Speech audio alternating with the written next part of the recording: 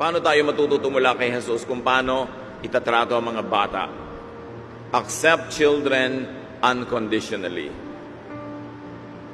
Warmly, hospitably into your family.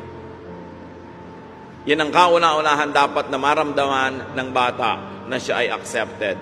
Do not abort fetuses. Hindi sila inilalaglag. Hindi dahil unplanned pregnancy, nagkamali ka, lasing ka lang nun, tapos bigla ka nagdalang tao, tapos ilalaglag mo. Anong kasalanan ng bata doon? Sabi po ng maraming mga dalubhasa, maliit na fetus pa lang yung bata sa loob ng sinapupunan, nakakadama na kung wanted siya or not. Kung ibig siyang ilaglag ng kanyang ina o hindi. Kung welcome siya sa mundo. At nagkakaroon niya ng epekto sa kanyang pagkatao, sa kanyang personalidad habang buhay.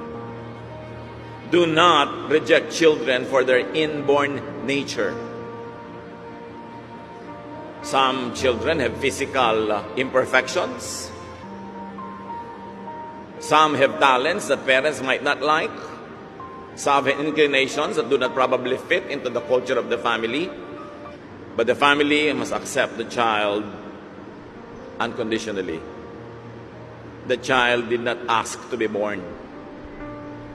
Hindi naman niya ipinakiusap o ipilit na ipanganak siya. Napanganak siya dahil sa ginawa ng mga tao, ng kanyang mga magulang. Therefore, ang mga magulang ang kauna-unahang dapat tumatanggap ng walang patakaran sa bata. Do not reject children for their inborn talent or lack of it. For inborn physical attributes. Minsan, kamukha nung kapitbahay mong naiinis ka na rin sa anak mo.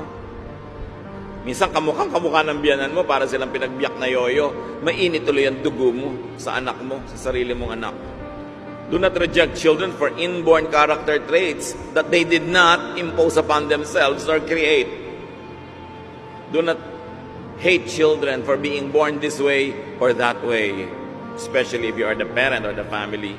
Yes, improve children, help improve children, but do not reject or change them. Not even God changes people. The Lord changed me. May mga bagay na sabi, bakit pray na ako ng pray, hindi na-change? Yun ang nature mo. Pwede mo improvein. You can be the best version of yourself, but you cannot change yourself as you were created. God creates all people, and God knows what He's doing.